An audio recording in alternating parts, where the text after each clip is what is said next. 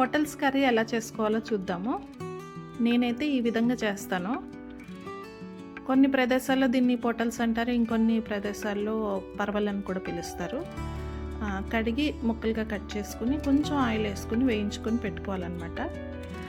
అంటే పూర్తిగా మగ్గకూడదు, అలా అనేసి పచ్చిపచ్చిగా తీయకూడదు. ఇలాగా వేగాక అదే నూనెలో ఉల్లిపాయలు వేగాలి.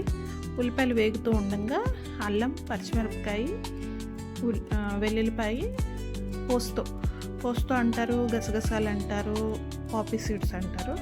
దాన్ని మిక్సీ చేసేసి కొద్దిగా వాటర్ వేసి మిక్సీ చేసుకుని ఈ లోపల ఉల్లిపాయలు బ్రౌనిష్ రంగులో వేగాక అందులోకి టమాటా కూడా వేసేసుకుని టమాటా కూడా మగ్గాక మనం పేస్ట్ చేసి పెట్టుకున్నాం కదా, అది ప్లస్ ఉప్పు, పసుపు, కారం అన్నీ కలిపి వేసేసి మగ్గనివ్వాలన్నమాట. మగ్గుతుందన్నమాట. కొంచెం ఇలా నూనె బయటికి తేలుతుంది, అంటే పచ్చివాసన పోతుంది అన్నమాట. అప్పుడు ఆ సమయంలో ఈ ముందుగా వేయించి పెట్టుకున్న పొటల్స్ని వేసేసి శుభ్రంగా మంచిగా కలిపేసి కొద్దిగా వాటర్ పోసి, నేను ఆ వాటర్ పోయడం అనేది స్కిప్ అయింది, ఎక్కువ వాటర్ పోయకూడదు, కొద్దిగా వాటర్ పోసి అది మగ్గనివ్వాలన్నమాట. మగ్గాక లాస్ట్లో కొత్తిమీర వేసి దించేయాలి.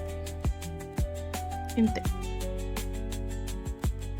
రొట్టెల్లోకి తినొచ్చు, వేడివేడి అన్నంలోకి కూడా కలుపుకోవచ్చు, చాలా బాగుంటుంది.